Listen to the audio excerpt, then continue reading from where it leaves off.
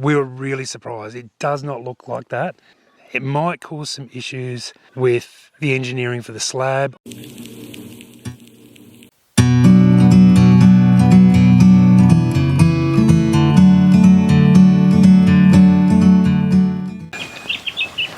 How you going, guys?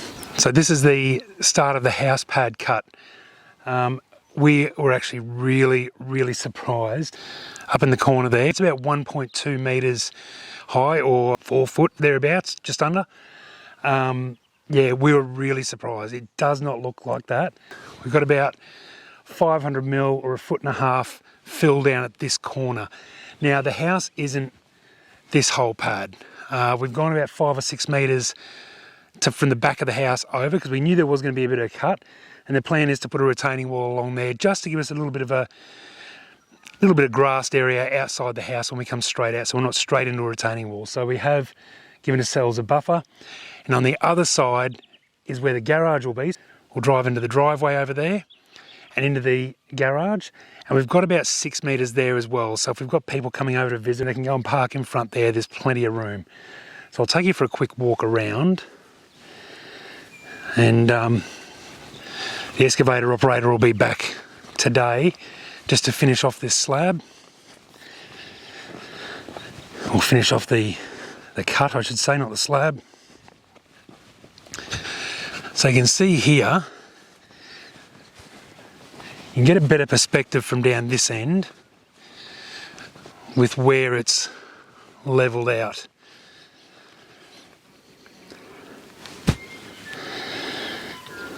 So you can see you've still got quite a bit of work to do over here, just cleaning up and levelling it out, but over this side here is all level, and that'll eventually come over here. So over here is with the driveway coming in from the main gate. So that will be cut from about where it kinks around there. This will be cut and graded back up to there.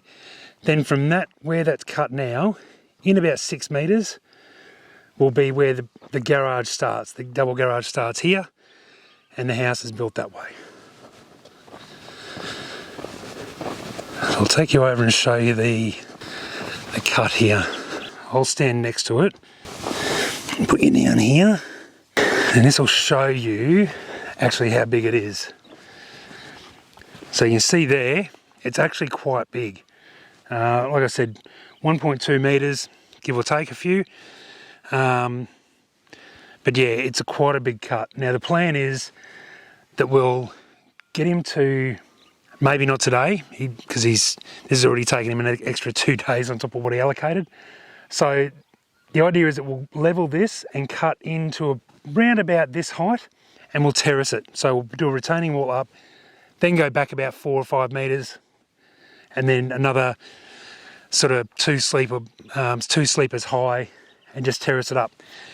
The idea is down the track, up on the top here, that will be where the veggie gardens are. Veggie gardens on this first terrace, we'll probably put our herb gardens and that type of thing. The orchard is over to my left, your right, so that's over to there, and you're sitting basically where the visitors would come in and park. So they would come in here and just sort of park up here, and down that way will be the exit from the back of the house into the small sort of 5 metres wide yard. And we'll probably just put grass there to just keep it nice and clear, clean. And this is the northern side, so in the southern hemisphere, the northern side is where all the sun comes from, so that will be the warmer side. So we'll put grass along there just to help keep the house cool. I'll talk about it a bit later, the principles we're using, but basically